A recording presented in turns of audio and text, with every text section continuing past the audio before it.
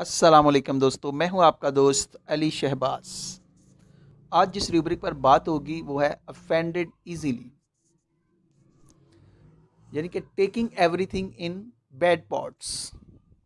अब इसका जो पेशेंट होता है, या ऐसा फ़र्ज या तो हर्ट है या अपसेट है, यानी कि एक नॉर्मल बंदे के लिए जो बात आम होती है वो उसके लिए तकलीफ़ का बायस होती है।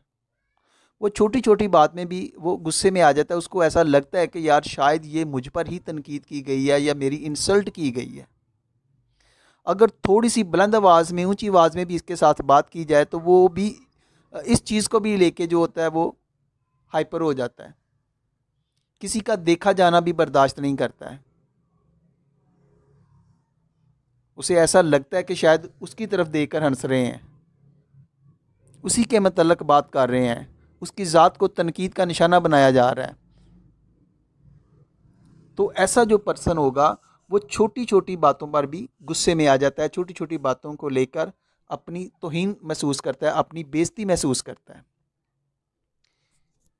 काफ़ी इम्पॉर्टेंट और रीज़नेबल रूब्रिक है। इसके अंदर हो सकता है कि पास्ट में कुछ ऐसे वाक़यात गुज़रे हों, कुछ ऐसे मामलात हुए हों, या मरीज़ जो होता है वो नफसियाती तौर पर पागलपन की तरफ जा रहा हो।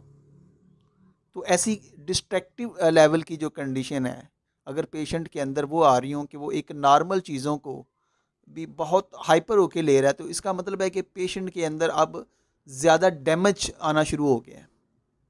तो ऐसे पेशेंट जो होते हैं, ये अक्सर मिसाल के तौर पर हम देखते हैं कि यहाँ पर हमारे पास एक मेडिसिन है जी, कलकेरिया कार्ब। अब आप दोस्तों जानते हैं कि कलकेरिया कार्ब, ये आपको इसका जो ऊपर वाला पार्ट होता है वो बड़ा हार्ड होता है, अंदर सॉफ्ट होता है। ये दोनों ही पार्ट आपको मिलते हैं कि एक वक्त होता है जब पेशेंट समझता है कि जनाब वो डेलूजन वेल्थ ऑफ है, कि उसको कोई छोटी मोटी बीमारी हो गई है तो कोई बात नहीं है, वो उनको इग्नोर कर देगा, क्योंकि वो समझता है कि उसके जिस्म के अंदर ताकत है, वो इस पर काबू पा लेगा। और जब दूसरी कंडीशन इसके अपोजिट आती है, जब वो समझता है कि जनाब अब उसका जिस्म कमज़ोर हो रहा है, एमेसिएटेड हो रहा है, उसके अंदर लागरी आ रही है, बीमारी बढ़ रही है, तो फिर वो नेगेटिव चीज़ों को ज़्यादा अडॉप्ट करना शुरू कर देता है। तो ऐसा पेशेंट आपके क्लिनिक में आके कहेगा कि डॉक्टर साहब, अब तो मेरा बड़ा अजीब मामला हो गया है कि मैं अगर कहीं होटल में खाने के लिए बैठता हूँ, चाय पीने के लिए बैठता हूँ, तो मुझे ऐसा लगता है कि जो लोग बात कर रहे हैं शायद मेरी ज़ात के मतलब तो बात नहीं कर रहे हैं, मेरी तरफ तो नहीं देख रहे हैं, वो मुझ पर तो नहीं हंस रहे हैं। तो मैं समझता हूँ कि वो मेरी ही इंसल्ट कर रहे हैं, मुझ पर तनकीद कर रहे हैं। अब देखिए, ये एक बहुत ही ख़तरनाक कंडीशन है। तो इस तरीके से मुख्तलिफ़ बीमारियों के अंदर मुख्तलिफ़ जो अलामात होती हैं वो आ जाती हैं। और यहाँ पर एक और बड़ा ही इम्पॉर्टेंट आपको सब रूब्रिक मिलेगा, वो भी है जी बच्चों के हवाले से, अफेंडेड इजीली चिल्ड्रन इन। अब देखें जी, अफेंडेड इजीली में सिंथेसिस रिपर्टरी के अंदर 119 रेमडीज़ हैं, जबकि चिल्ड्रन इन की बात की जाए, अगर बच्चों के हवाले से बात की जाए, तो आपके पास सिर्फ सिंगल मेडिसिन है जनाब, और वो भी है ट्यूबरक्लेनम।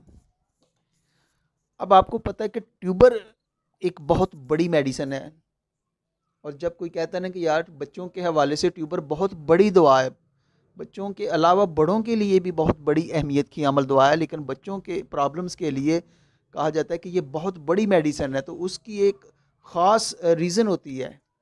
सिर्फ़ और सिर्फ म्याज़मीज़ की बेस नहीं है, बल्कि मेडिसिन का जो अपना क्राइटेरिया है, जो इसका अपना टेम्परामेंट है, जो इसकी ओन करेक्टरिस्टिक सिम्टम्स हैं, वो बड़ी डोमिनेंट है, वो बड़ी अहमियत की अमल है। आप जानते हैं कि इसके अंदर इसके जो पेशेंट होते हैं सेंसिटिव टू कोल्ड होते हैं, बच्चों में बार बार बीमार होने का रुझान पाया जाता है, बार बार ठंड लगने का रुझान पाया जाता है, बार बार उनको चेस्ट प्रॉब्लम होने का रुझान पाया जाता है, गले के प्रॉब्लम होने का रुझान पाया जाता है। ऐसे बच्चे जो होते हैं अक्सर बीमार रहते हैं।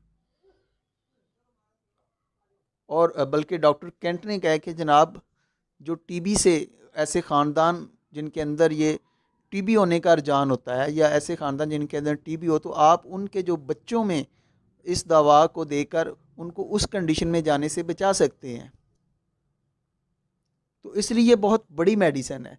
अब अगर इसके मजाज की बात की जाए तो देखें कि इसमें सिंगल मेडिसिन मेंशन की गई है, ट्यूबर। तो इसकी वजह ये होती है कि इसके जो बच्चे होते हैं ये बहुत ज़्यादा बदतमीज़ होते हैं, ये कहना मानने वाले नहीं होते हैं, बहुत ज़्यादा शरारती होते हैं, बाहर घूमने फिरने के शौकीन होते हैं, खिलौनों को तोड़कर उनसे अंदर तक उनको ऑब्ज़र्व करते हैं, उनकी जांच करने वाले होते हैं, एक्सपेरिमेंट करने वाले होते हैं, और ये अक्सर बीमार रहते हैं।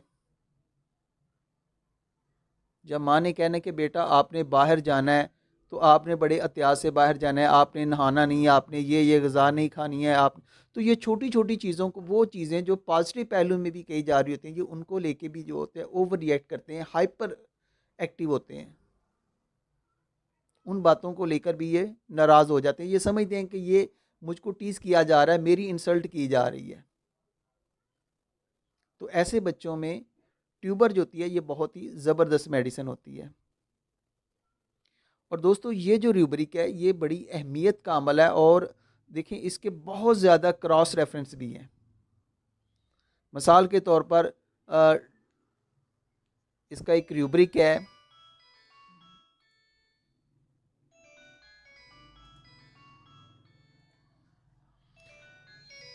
Admonition aggravation.